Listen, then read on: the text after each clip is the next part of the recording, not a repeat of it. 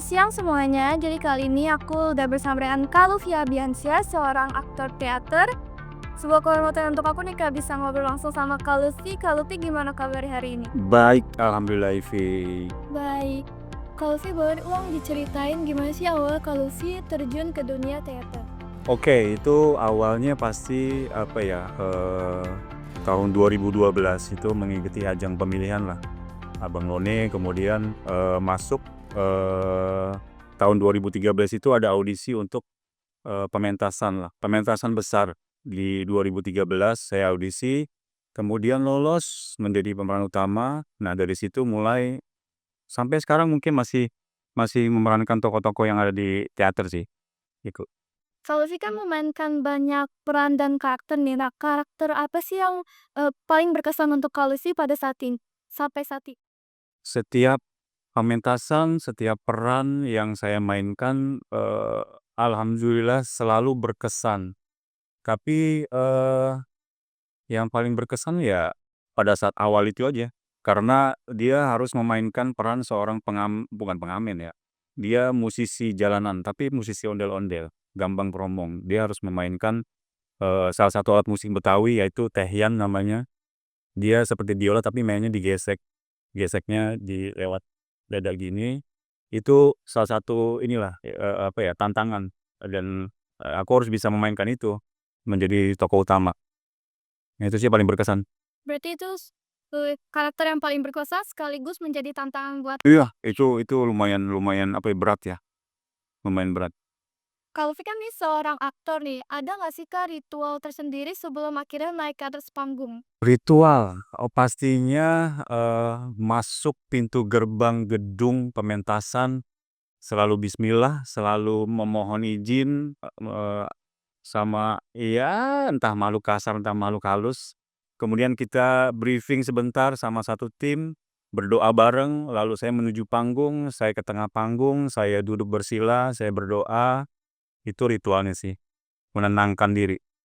Cara Kakak membangun hubungan emosional dengan rekan Kakak itu gimana sih Kak? Eh, iya ini pertanyaan bagus ya, kayak, eee, pastinya kalau awal kita belum kenal deket, aku harus, inisiatif sendiri untuk, mendekatkan diri kepada lawan main aku, kemudian bisa, ngobrol bareng, jalan bareng, entah sambil makan bareng, kayak gitu-gitulah.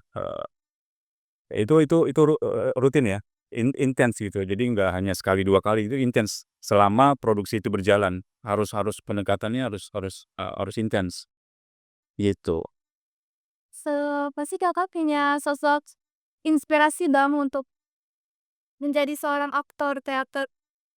Iya, inspirasiku pastinya banyak sih. Ada Maudy Koesnaedi, ada Happy Salma, ada Reza Rahardian, Chelsea Islan, itu dia berangkat dari teater. Makanya kamu kalau lihat mereka main film tuh natural, nggak dimain-mainin, nggak lebay, itu dia berangkat dari teater. So itu ya beberapa contoh sosok yang menjadi inspirasi buat aku ya. Menurut kalau si seni teater itu ada keistimewaannya tersendiri nggak sih dibanding dengan tayangan televisi? Oh, kamu harus merasakannya. Jadi, di teater itu ya kita minimal 2 bulan latihan. Di situ belajar kita reading, kita belajar, blocking. Kalau ada tarian, kalau ada gerakan kita harus hafal juga karena tantangannya adalah pada saat kita berteater, sudah di atas panggung, tidak ada cut to cut, kalau salah, ya udah salah, itu pasti menyesal. Jadi lu harus plek ketiplek, hafal, blocking, naskah, gerakan, lawan main lu pergi kemana, lu harus tahu cue-nya ini, cue-nya gerak sini, lu harus ngomong apa, itu harus tahu semua. Nah, itu tantangannya, nggak ada cut. Jadi, sekali jalan, ya udah jalan, habisin. Nggak ada, "Ayo cut, kita mulai lagi." Nggak kayak seperti sinetron atau film. Kan kalau sinetron bisa di-cut. Ya kalau salah cut, ini nggak ada. Kalau pandangan Kak Lutfi soal perkembangan teater pada saat ini gimana? Oke, perkembangan teater saat ini, drama musikal lagi gencar-gencarnya ya, dan menurut saya makin ke sini makin bagus, banyak talenta-talenta muda, banyak seniman-seniman dari, tradisional maupun modern bisa bercollaborate ya, jadi itu bagus banget. Dan saya pikir itu mudah-mudahan, ke depannya tuh makin makin berkembang ya, makin banyak, talenta-talenta yang bisa ditunjukin ke masyarakat umum lah. Aku mau nanya lagi, kan Kakak kan pernah jadi kontestan Abang None, Yes. itu boleh dong ceritain Kak? Ya ya ya, oke. Aku masuk Abang None itu 2012, tapi sebelumnya itu tahun 2010 udah diajakin sama temen, akunya nggak mau, 2011 juga diajakin nggak mau, akhirnya 2012 itu aku masuk seleksi, akhirnya lolos 15 besar. Ya udah dari situ mulai pengenalan, ke ini sih, ke seni budaya Betawi. Jadi seneng, jadi cinta sama musiknya, jadi cinta sama orang-orangnya, jadi cinta sama segala macam pernak-pernik kostumnya, tariannya, apapun silatnya apalagi. Ya itu dari situ, dari tahun 2013 hingga Covid datang itu aku kayak melalang buana lah ke panggung-panggung tradisional, ke kampung-kampung yang hibur orang gitu. Ya pada intinya, aku ngelihat seniman-seniman Betawi udah banyak yang, dalam tanda kutip ya, udah uzur lah ya. Jadi, nggak ada salahnya, aku bantu buat naikin semangatnya dia gitu loh. Ada anak muda nih, yang masih semangat melestarikan budaya Betawi, ngebantu lo untuk, nyari istilahnya, nyari duit buat kalau kata orang Betawi, asap ngebul biar biar dapur ngebul gitu loh, istilahnya gitu. Tadi kan kita sempat nyinggung sesuatu yang berbau hal Betawi. Lenong dalam teater itu sama nggak sih Kak? Kalau pada eksekusinya itu sama, tapi mostly kebanyakan tuh kalau teater kita kita apa ya, produksi, bikin naskah dulu sampai habis tuh berhalaman-halaman. Itu baru kita hafalin reading segala macem.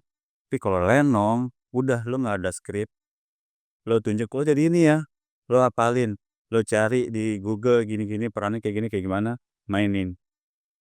Itu.